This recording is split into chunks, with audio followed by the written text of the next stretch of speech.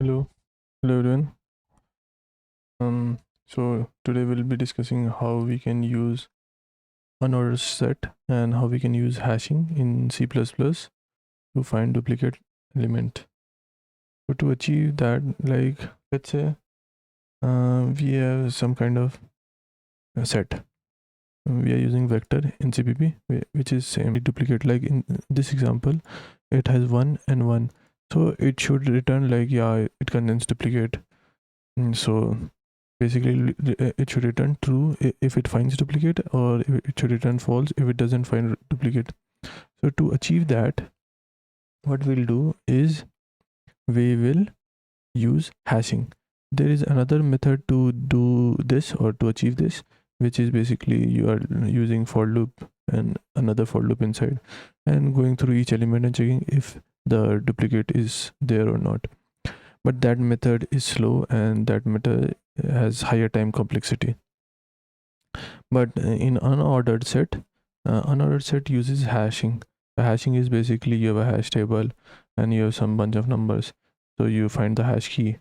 Hash key is basically the mode of you have to put number 18. So if hash table is size 8, so we find 18 mod 8, and wherever the position comes, you put a linked list and you place it in there. So we use the same concept of hashing here, but we use unordered set to achieve that. So unordered set of integer type seen. So unordered set, basically what it's doing is in unordered set you don't have duplicates. So whenever you insert an element in an unordered set, let's say insert 1, it successfully insert 2, 3, all 3 will successfully insert. But whenever you try to insert 1 again, then it won't insert simply. So we are using that concept to achieve and find the duplicate element. Here let's say in scene basis, which is basically our unordered set, we are trying to insert I is the ith element of the vector. So we are trying to insert I in scene. So whenever you insert something, it returns a standard pair. Basically whenever you insert some stuff in a unordered set, it returns a standard pair. The standard pair is basically contains iterator and a boolean. So that's why we are using dot second. So we for standard pair, dot first or dot second can be used to access the first element or the second element. And the second element, boolean contains either the insertion was successful or insertion was unsuccessful. If insertion was successful, that means no duplicate.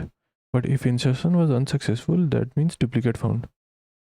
So insertion would be unsuccessful only when there is a duplicate. We are using that same concept.